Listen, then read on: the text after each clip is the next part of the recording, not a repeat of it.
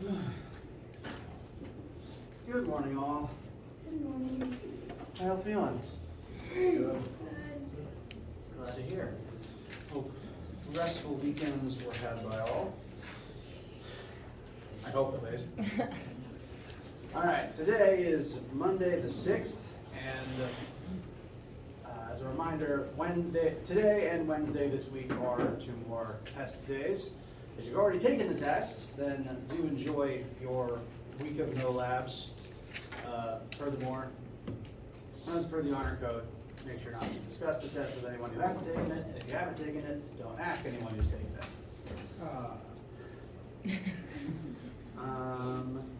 So, primary focus for today is to make sure anyone who has yet to take the test has all of their questions and concerns about it answered. If there's any issues or things that you encountered while studying and you'd like to discuss or review, then please do let me know. Floor is open for that.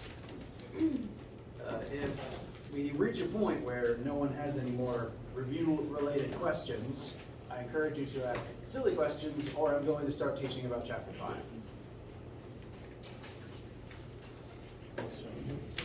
I have questions for the practice test. All right. Let me Which ones though? make sure I've got that loaded up. Ask them all. Don't let us learn anything. Can we just go through it all? Is that it? Oh, what's up? Oh, I should have printed it out. Who has an extra? Oh,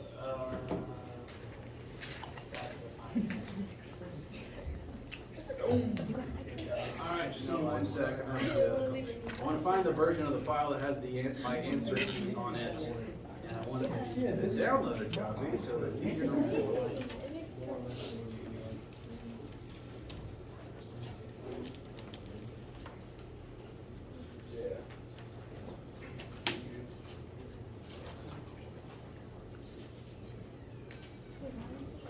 All right. Which question or questions are on your mind?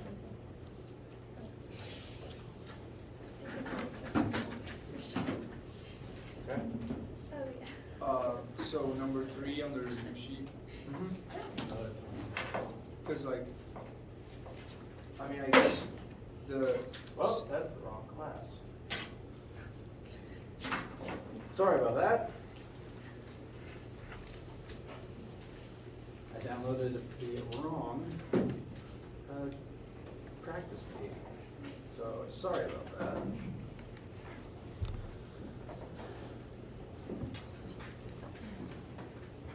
There it is.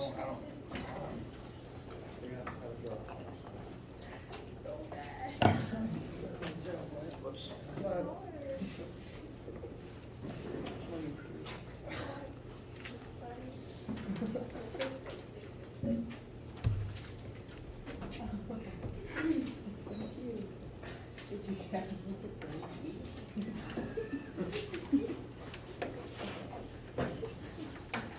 Okay. There's the road.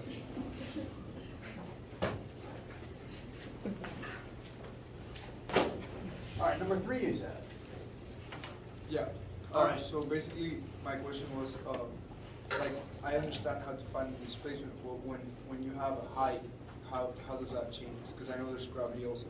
Yes, so reminder of vocab words. This is projectile motion, specifically 2-dimensional projectile motion. And as this car is remote control driven off of the cliff, it begins 60 meters above the base of the canyon where it is eventually going to crash. And for projectiles, the vertical axis determines how long they spend in the air. If you drop 2 objects from the same height, they'll hit the ground at the same time as long as their vertical velocities start at the same point. So here, that starting height of 60 meters informs the hang time. So what I did here is I split up the analysis of the object's motion into the 2 separate axes, once for the y-axis, once for the x. And the y-axis, including only y-axis variables, like the change in height from start to finish, the initial velocity being 0, and the acceleration being gravity, negative 9.8, this can inform us that this car would spend 3.5 seconds in the air. Whereas if it started from any other height, that time would change. As long as initial velocity is 0, the starting height is the only thing that determines hang time. So I used that 60 here to figure out that hang time. And within the math, a quirk I'd like to point out, you need to make sure that this 60 has the same sign as gravity does.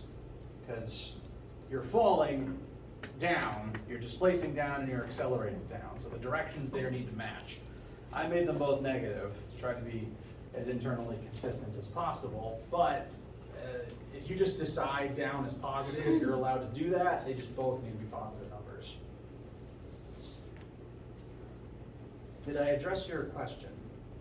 Yeah, and then you plug in the 3.5 into X, and then you find the. Correct, because since time is a scalar, time can exist in both. It doesn't care about axis. So, general advice for projectile motion questions like this, which should be any question where, cars being driven off a cliff, soccer balls being kicked off a roof, baseballs thrown into the air, anything like that, any projectile. You always want to separate the two axes. Usually the y-axis can help you find hang time, and the x-axis will tell you how far it goes.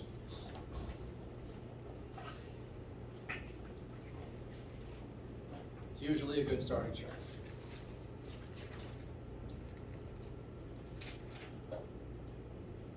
What else is on your minds? Yes. For the practice test on question 8, I got a different answer for part A, Ah, okay. and I feel like Well- I did something wrong and I don't know where. Well, for one thing, this shouldn't be 25. When I was making my key, I wrote 25 in this spot by mistake. Because the mass of vehicle 2 is 20. Now, and I'll work it out on the board to show exactly what the mistake I made was. Whoops.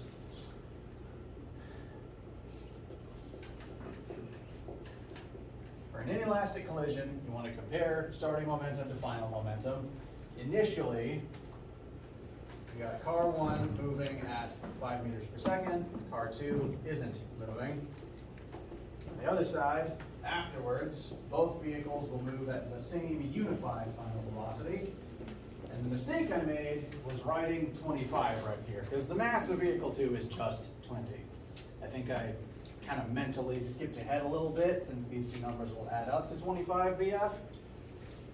But interestingly, I've worked it out several times since then. 0.24 should be the final answer if you don't make that mistake. So perhaps if you were following my answer key and you wrote that 25 and added a 30, you'd get a different answer. So my mistake was just writing that number, but the 0.24 should be correct. And I'm going to try to demonstrate that here again.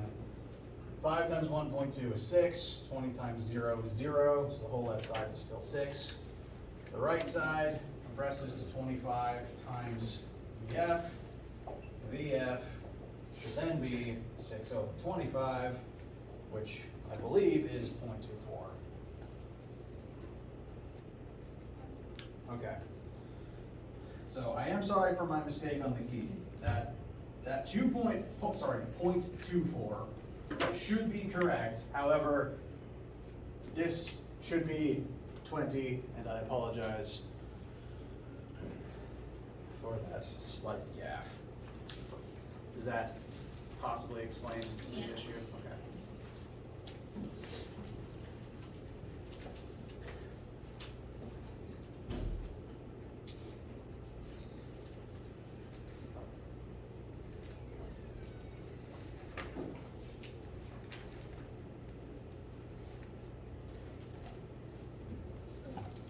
Yes. Could you explain orbitals again, like finding Yes. radius and all those things? So, are you referring to like the moon orbiting the Earth? Yeah, and then I know like we had a practice problem question where it was like finding the radius. Yes. So, in space, you get a unique situation where gravity acts as a centripetal force. So specifically, the force of gravity that draws the moon towards the Earth pulls the moon in this direction. The moon is at a certain orbital radius from the Earth, and as the moon tries to move forward, as this force tries to accelerate the moon, it starts moving in a circle instead. Now this r is the distance between the moon's center of mass and the Earth's center of mass. So when I say orbital radius, that is the distance that I am referring to. And that is the r that you both need in your formulas and that your formulas tell you. So orbital radius refers to distance between their centers, which is exactly the information you want to be able to do your math. This r would actually be in two separate formulas, since this principle is the intersection between gravity and centripetal force. So there's two related formulas that are worth looking at. Those being, first, the universal law of gravitation, big G times m1 times m2 over r squared. This is the formula that tells us the strength of the gravity between these two objects based on their two separate masses and how far apart their centers are. So this orbital radius, literally the distance between their centers of mass, is the r in this formula. Because that is the distance between their masses, and that is therefore the distance between their gravitational effects. Now, the other related formula here is centripetal force. M times AC, but I'm actually going to replace the centripetal acceleration part with one of the formulas for centripetal acceleration to kind of show where the R lives. AC can equal linear speed squared over R. This is the centripetal force formula, and this tells us that if there's a certain force pulling the moon towards the center of this larger circle while it is moving at speed v, it will begin to orbit the center at radius r. And that is the same r, because the moon is in this case orbiting Earth's center. So that is also the orbital radius in this case. It is the same r in both formulas, both literally and practically. And in these types of questions, one would usually want to set these two formulas equal to one another. Because in this scenario, remember, every centripetal force is a role that other forces have to play, like a part in a movie. And in space, gravity is cast in the role of centripetal force. Gravity acts as the centripetal force. So these two things are equal in this situation, which means you can set these two formulas equal to one another. And it's the same r in both sides, which means you can ideally either plug in the r to find something else, or possibly solve for the r with both of those formulas in conjunction with one another. Does that answer your question at all? Does that help at least? Okay. So, I guess to summarize briefly, the orbital radius can be found with either of those two formulas, likely both of them together, and it just refers to the distance from the orbiting object to the center of the thing it is orbiting. Interestingly, quick fun fact, that's the reason why Pluto's not a planet anymore, if any of you are old enough to care about that. Moon is fairly small in comparison to the Earth. So the moon does completely orbit the Earth. The Earth is totally the center of the moon's orbit. However, Pluto and its moon Charon are a lot closer in size. This would basically be a softball orbiting a basketball rather than a ping pong ball orbiting a bowling ball. They're much closer in size, meaning the gravity they exert on each other is actually like their accelerations, the centripetal acceleration they cause on each other is fairly equal, rather than one of them very distinctly orbiting the other. So instead of the center of the planet being the center of the gravity, the center of the gravity actually rests here, and that's the spot they both orbit. Pluto is not the center of the orbit. They kind of dance around each other like two swimming fish, rather than it looking more like this. And you need to do this to be a planet. You cannot orbit your moon has to orbit you. So that's why Pluto's not a planet anymore. They just changed the definition. And they just figured that out. It's not a discovery, it's a change in the definition of the word planet. Like, Pluto didn't change, they just changed the vocab word.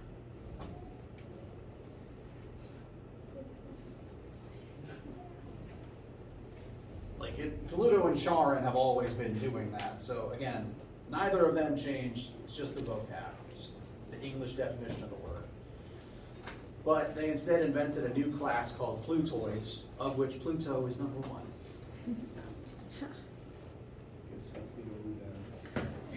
I mean, if Charon stopped existing, Pluto would be a planet again. Although if Pluto stopped existing, I guess Charon would be a planet. Assuming it wouldn't spiral off course and start orbiting Saturn.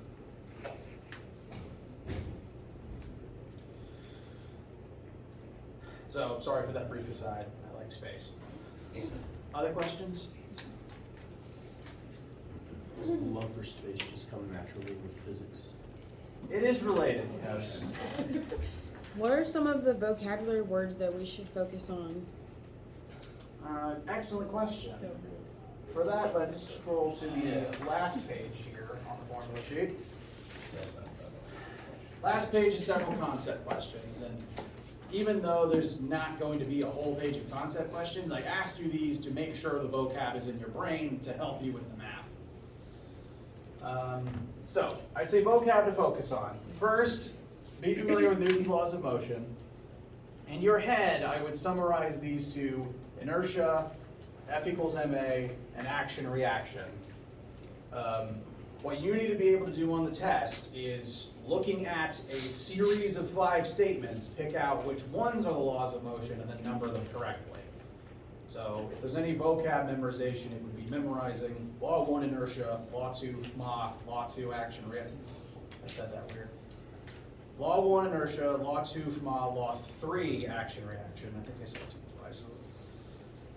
That should be vocab to memorize, and then using that memorization, be able to pick out and number correctly the laws out of a list of dummy statements. Other vocab words. The word weight is a synonym to force of gravity. So you would calculate weight using one of the formulas for force of gravity, of which there's 2 answers, either m times little g or the big formula, the general case for all gravity. Those are both successful ways to measure the weight of an object. So if I ask you for weight as a synonym to force of gravity, it is not mass.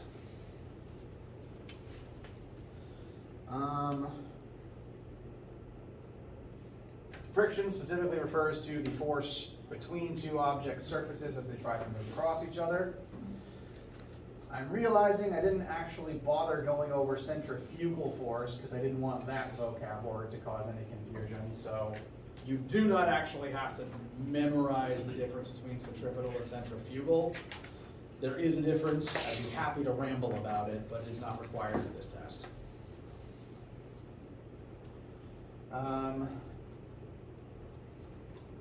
The difference between momentum and inertia is a useful thing to have memorized.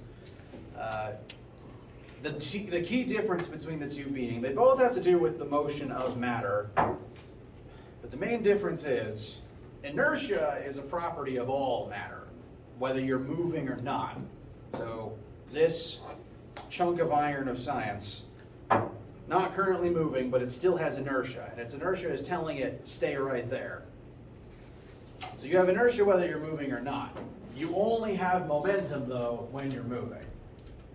Momentum specifically compels you to keep moving. Inertia compels you to keep doing whatever it is you're already doing, which could be moving or not.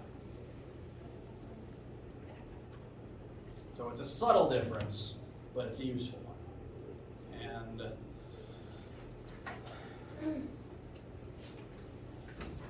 checking vocab.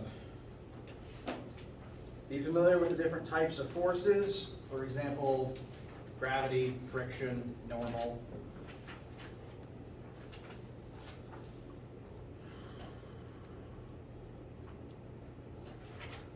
In addition to those concept questions there on the practice test, oops, I can't see what I'm doing now. You should look over this list of concepts here and make sure that everything here looks familiar. So I'd say actually this should be your list of vocab words.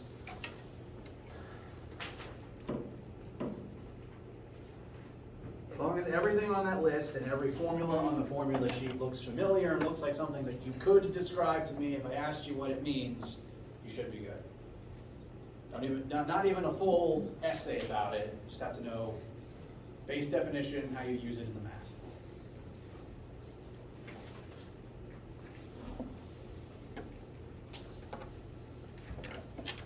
Does that answer your question? Yes, Okay. thank you.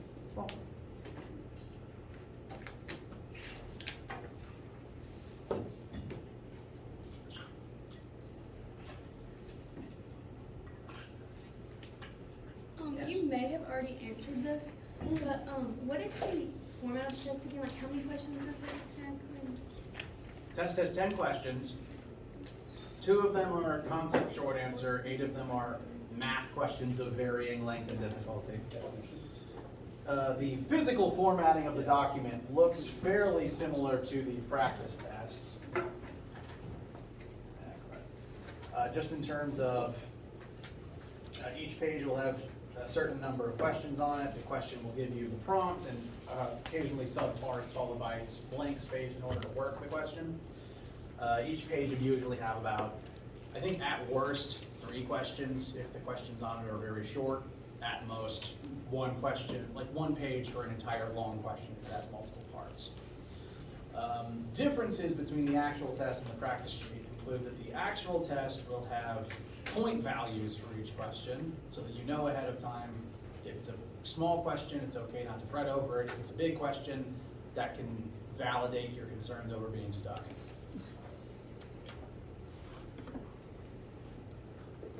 And I think the other main difference is for most of the questions on the actual test, I've put little lines over here in the bottom left of the workspace for each question.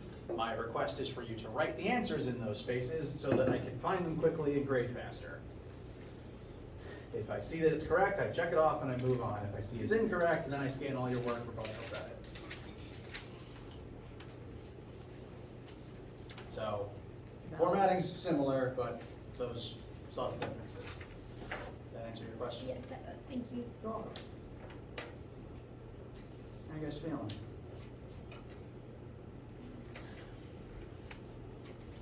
If you could warn us about one thing on the test, what would it be?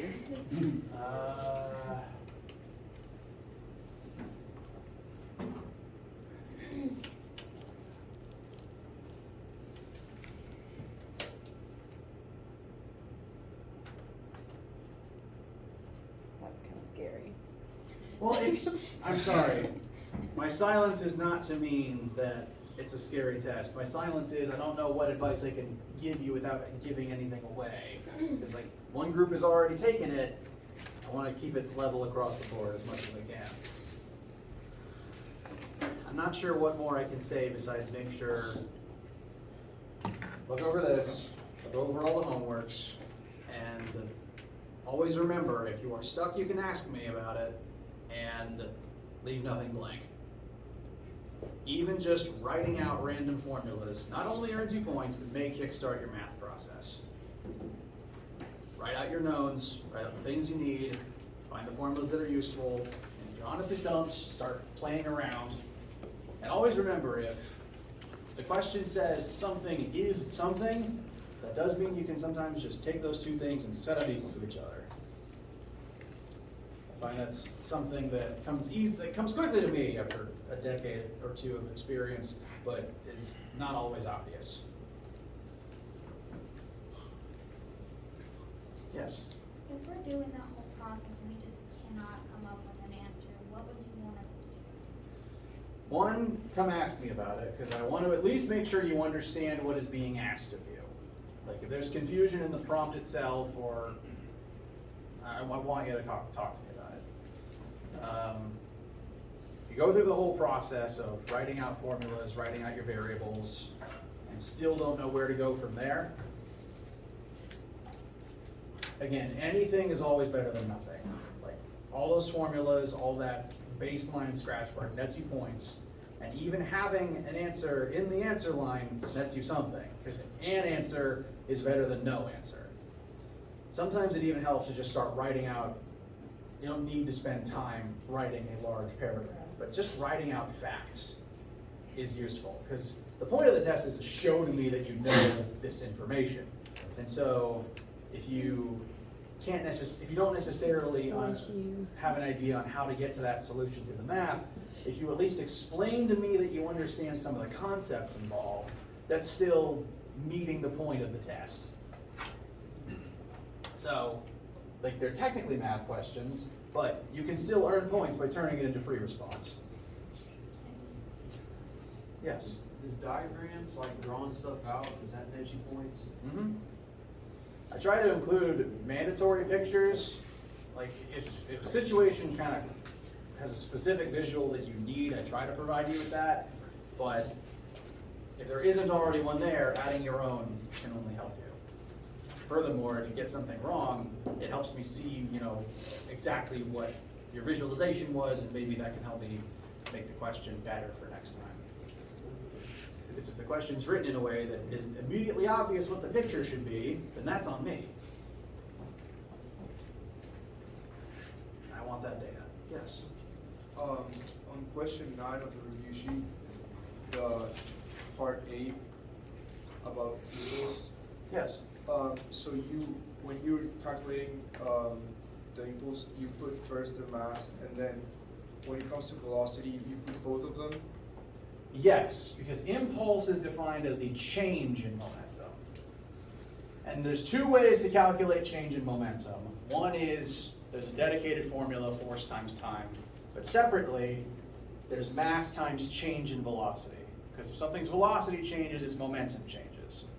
So what I did here, impulse is change in momentum, can be found with mass times velocity.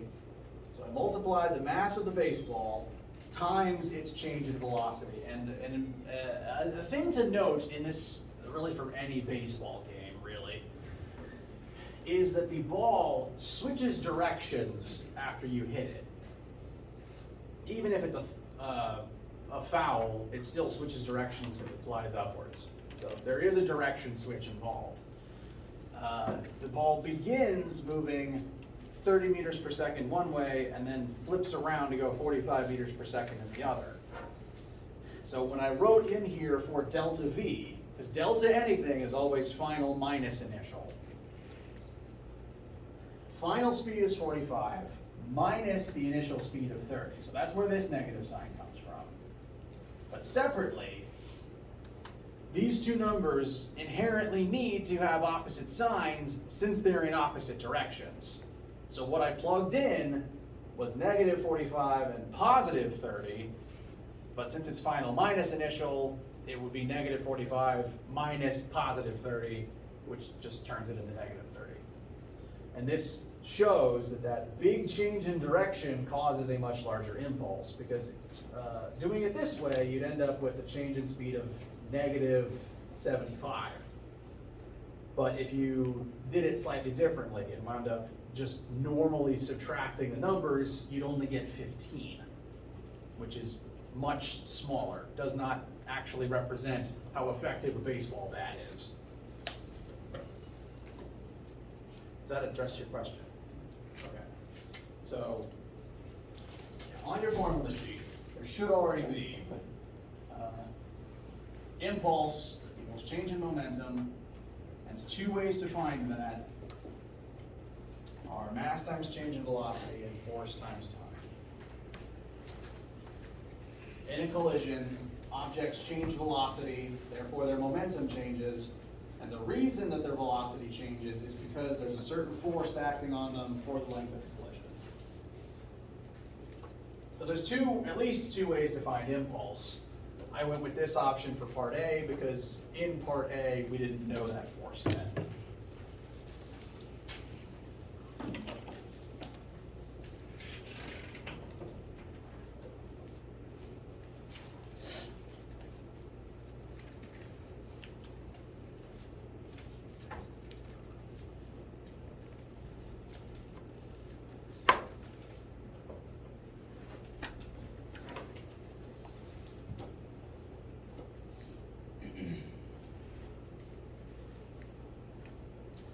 How do you guys feel?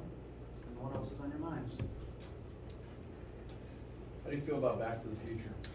I enjoy it, although its rules on time travel are enjoy frustratingly inconsistent. So, rambling time, not on the test. I haven't watched it in a while, so I don't remember a lot of the techno-babble for how the time travel is supposed to work. The car has a specific device in it that when you're moving at a certain speed, causes you to travel back in time, or forward in time. And that's actually surprisingly in tune with how speed and time work in the real world. Interstellar, a separate movie, surprisingly also accurate. It has a similar concept in it where if you're moving very fast, time starts operating differently for you. So now the exact relationship is a little bit different in the Back to the Future movie, but they do successfully tie speed to time dilation. So that's kind of cool. It also takes a lot of energy, which is why the car needs a fission reactor and or to be struck by lightning in order to work. In real life, it'd take even more energy, but I don't expect the filmmakers to do that math. The problem, the big problem, is inconsistent rules for how the time travel works. Because sometimes things have always been fated to happen, and sometimes they change stuff. It's very inconsistent. Like they change things, they kind of unexist things that logically should mean they wouldn't exist to go back in time in the first place. But then sometimes certain things were always fated to happen. Again, time travel is really sticky. You have to, I think the only way it really works in a story is if it's a causal loop, where history has already taken into account that you time traveled. Like you go back in time to stop something and it turns out you were the one that caused it in the first place. So I think it only really works internally consistently if you don't change anything, and even then you can still hit information loops, which is another thing entirely. So it's not the worst time travel scenario I've seen in fiction. Like the mechanics of the machine are kind of interesting, but again, inconsistent on how the past and future get to change and alter things. Cool. Appreciate that. I appreciate good sci-fi. Yeah. So what is the worst depiction of time travel you've seen in fiction? Good question. It would have to be one with no consistency about how it works.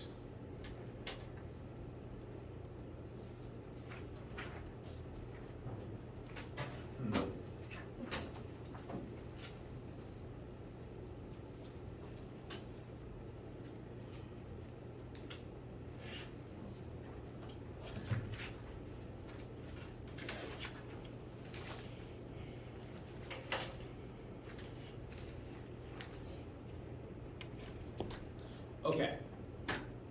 There was a cartoon that I loved as a kid called Shaolin Showdown. Oh yeah. I'm surprised anyone knows it. Yeah, it's like Long story short, just a Saturday morning cartoon where the main characters would hunt down magical artifacts to save, keep them out of the hands of evil. it's like not anime, but it was like cartoonish. Yeah, obviously inspired by some anime stuff, although more themed after Chinese martial arts than Japanese. Now that said, one of the artifacts was basically a time machine, and its rules were very inconsistent, because in one episode, a character was able to go to the future, meet their future self, and bring their future self back to the present to help them. But then in a different episode, someone went to the future, and by time traveling to the future, they'd removed themselves from the time stream, meaning that their older self wasn't in the future anymore. Again, it worked two different ways in two different episodes. In one episode, history had already accounted for the fact that they go back and grow up. But in the other, it was treated as if they didn't exist because they removed themselves from time. Time skipped forward, and then they just appeared in the future, and they weren't in the past to grow up into their future self. So in one episode, they could go meet their future self, but in the next, they couldn't. And then they had to fix everything. So the same artifact works differently depending on who wrote the episode. There's no internal consistency. Do you remember that show? It was a fun one. Yes? What do you think about teleporting? The problem, okay, there's several problems with teleportation. Namely, whatever series has the teleportation in it, you have to decide whether you vanish and reappear or if it's a portal. You have to pick one. And each has their own problems. Portals are more realistic because hypothetically, holes in space-time do exist, and you can step through them and end up somewhere else. That's the more realistic, slightly less problematic option. The problem with vanishing and reappearing is, what is the mechanics of you vanishing? Do you simply just swap positions with the matter that is where you appear? Because as long as you're, hopping between places on Earth, there's air everywhere, or optionally water, or, stone. There's matter everywhere on Earth. You can't escape it. So if you just appear in a new position, do you, swap positions with the air? Do you send the air from the Himalayas back to where you appeared from? Or do you shrink down Ant-Man style and then just burst out of the quantum realm on the other side? In which case, you'd probably cause a sonic boom every time you zapped away and then reappeared. Because when you zap away, you leave a human-sized atmospheric hole that will make a thunder as it closes. And then on the other side, your mask just bursts out and pushes air out of the way, causing another sonic boom. So there's problems either way. I think Marvel tries to hand-wave explain the shrinking, expanding with both Ant-Man and Nightcrawler, because Nightcrawler always makes that very specific noise when he teleports. Also, there's a cloud of smoke, kind of like the expanding air, I assume. So, at least the character of Nightcrawler is fairly consistent about it. And separately, Ant-Man's consistent about it, except he tends to ignore the air shrinking and expanding around him. Yes? So to circle back to the time travel thing where you were talking about time dilation, with Back to the Future, one of the things that kind of has bugged me for a while is when they have to account for the Earth's position, both in space and its rotation. I forgot about if that you were one. trying to go back in time and see a certain event. Yes, that's the other problem with time travel. You know how the moon is constantly spinning around the Earth? The Earth is constantly spinning around the sun. So, every second we're 100 miles away from where we were a second ago. We just don't know it because we have the same frame of reference as the planet. What that means, if you travel even a minute into the past, Earth was here a minute ago, now it's here. So you need to account for the fact that Earth was over here at the time, meaning that all time travel needs to also be teleportation. If you don't account for that, if you just appear in the exact same spot, a minute earlier, Earth was here, so if Earth 1 minute ago, Earth now. So on Earth now, if you try to travel back to a minute ago, you need to teleport to this position, or else you're floating in the vacuum of space, and the Earth may slam into you, assuming you live that long.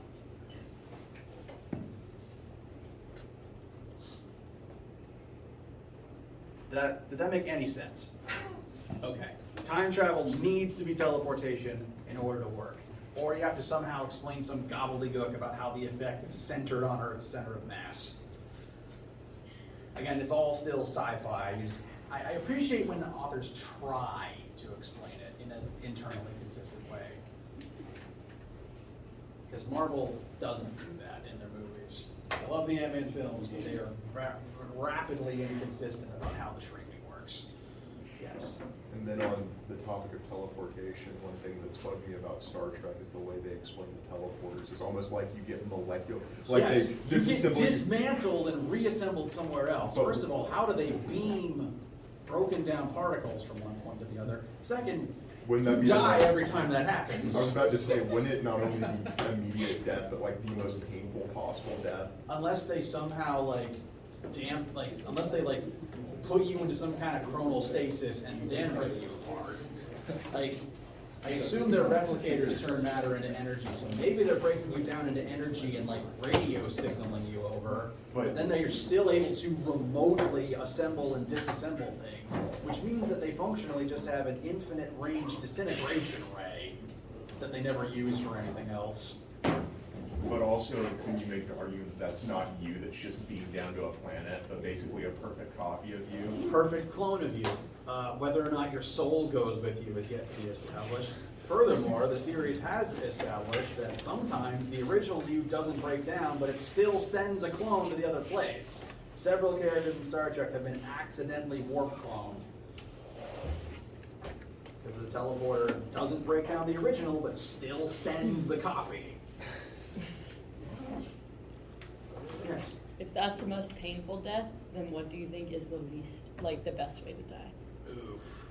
All right, this is airing closer to a weird mix of biology and, I guess,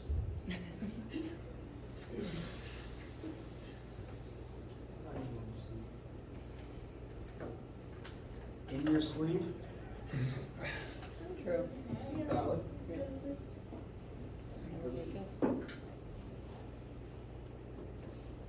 Yeah, that's my only real take on that. Just old age in your sleep. Honestly, shoot me into space. I don't. I saw Total Recall, I know what I don't. happens. Yeah, I don't want to freeze to death. I don't want to be burst apart at the seams by the pressure. I also don't want to get toasted by the sun. Shoot, I'd rather be toasted now. No. Quietly in sleep, and then if you need to, jettison me already past into space. Yes. Okay, with the whole Star Trek thing with all the pain, if they have the technology to do that, don't you think they would have something that would, make it not hurt? Oh, I mean, it has to, otherwise they'd be screaming every time it happened. And the red shirts get hurt anyway, but that's for different reasons. So I assume, yes, the field somehow stops it from hurting. But that does imply that they can somehow just turn off, like either temporally freeze you or just turn off the pain response. So why do they have any medical issues? Besides the fact that they can reconstitute your body, like if you lose an arm, can't they just zap you with a replicated copy of your arm? Like why do they have any medical issues? Furthermore, if the machine has the stored data of you, if the red shirt gets obliterated on the surface, why can't they just photocopy the last save state of you? So it's basically like a giant printer. Yeah, it is a infinite range human 3D printer, or sapient species 3D printer. So it's real? No. No, we do not have that tech, and I'm glad we don't, because I don't want to know the physical, moral, and philosophical ramifications of getting ripped apart and cloned. If they did invent that machine, I wouldn't use it. I would not get in that thing, ever. No, it's wormholes or nothing for me.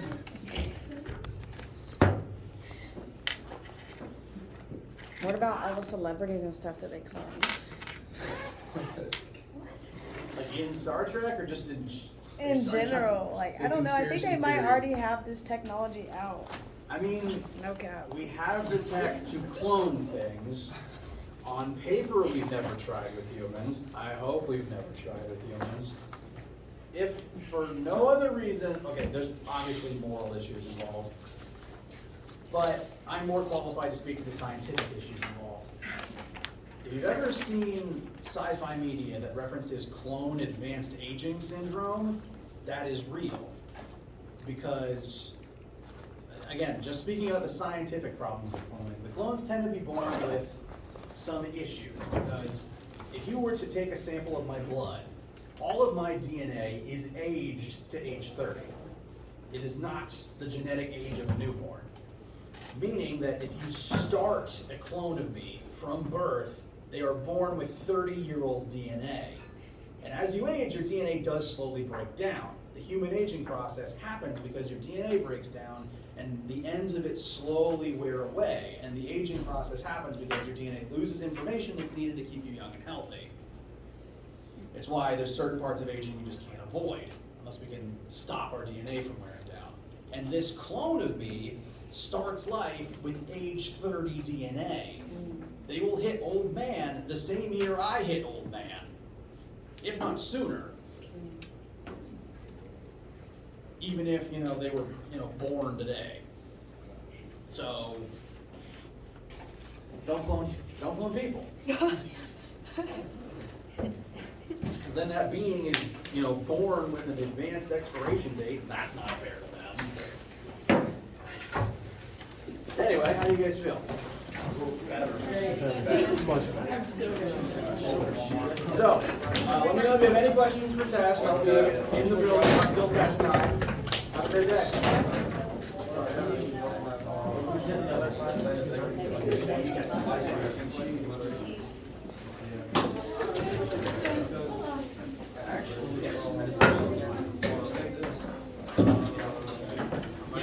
If you come a little bit early, I can send you one of the 2 extra spaces I have.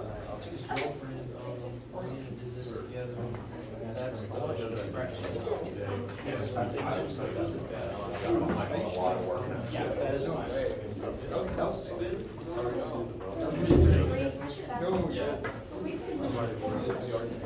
Yes. Calculator. Got it. Bring a calculator that isn't your cell phone. I even have spare for your Okay. Perfect. Yeah.